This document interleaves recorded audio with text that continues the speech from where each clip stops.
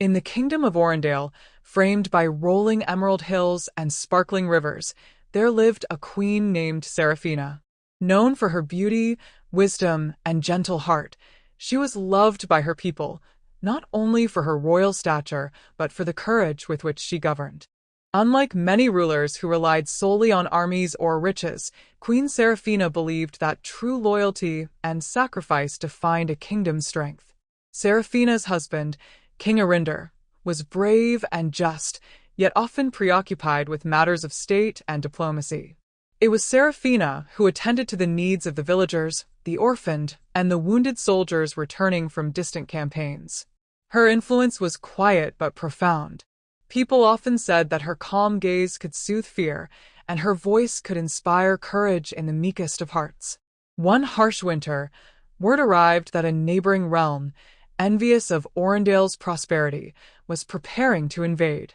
Tensions ran high, and the king summoned all his generals. Strategists debated tactics, councils argued over resources, and a war council convened in the grand hall with firelight reflecting off polished armor. But Seraphina sensed another danger, not of swords, but of morale.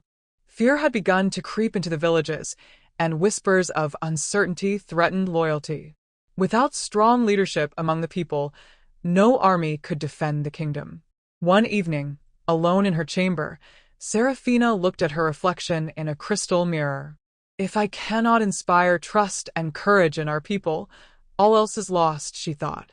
She resolved to act, though her plan required a sacrifice that few would understand. Under the cover of darkness, she left the castle, disguised as a common traveler. Accompanied only by a few loyal attendants, she journeyed through snow-swept villages and frost-bound forests. Along the way, she distributed food, repaired homes, and quietly encouraged the villagers to maintain hope. No one knew the queen walked among them. Her presence was a whisper of kindness and reassurance. During her travels, Seraphina learned of a small border village where soldiers had grown disheartened and deserters threatened the stability of the kingdom.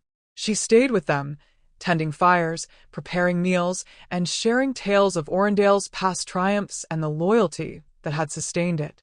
Slowly, the soldiers regained their spirit, not through fear of command, but by seeing the quiet courage and dedication of someone who sacrificed her own comfort for theirs. One night, a blizzard trapped the queen and her small group in a mountain pass. Snow drifts rose like walls, and the wind shrieked with fury. Supplies were low, and the villagers they had aided feared the worst. Seraphina urged her attendants to rest while she worked to clear a path and create shelters using only the trees and stones around them. Her hands grew raw, her face windburned, yet she pressed on, thinking only of the lives depending on her. When the storm finally eased, they arrived at the village, exhausted but safe. Seraphina immediately went to the soldiers and villagers, helping them rebuild barricades, repair homes, and restock provisions. Her tireless labor inspired awe, and her selflessness became a story the villagers would recount for generations. Meanwhile, King Arinder had grown anxious. Days passed without word, and rumors reached the castle of a mysterious traveler aiding the borderlands. Concerned, he rode out with a small escort and, at dawn, found Seraphina among the villagers, hands calloused, robes torn, yet her eyes bright with determination. "My queen," he exclaimed, dismounting. "Why venture so far alone?" Seraphina smiled faintly. "To preserve the loyalty and courage of our people. Sometimes, the greatest battles are not fought with swords but with sacrifice." Arinder understood, and together they returned to the castle, bringing with them stories of villagers and soldiers whose morale had been restored, their hearts filled with loyalty not only to the crown but to the queen who had walked among them in hardship. The following spring, when the neighboring realm launched its invasion, Orendale's forces stood united, bolstered by villagers and soldiers alike. They fought with resolve, inspired not solely by fear of punishment, but by gratitude and respect for the queen whose sacrifice had touched every corner of their lives. Victory was achieved with minimal loss, and the kingdom celebrated not only martial triumph, but the strength of loyalty forged through compassion and moral courage.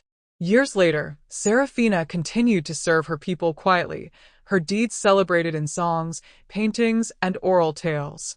Children learned of her courage, villagers recounted her acts of mercy, and even foreign visitors marveled at a kingdom where loyalty was not demanded but inspired.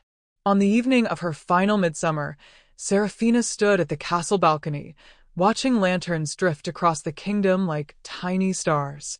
She held no crown of gold, only the knowledge that her sacrifice had strengthened her people and preserved the heart of Orendale.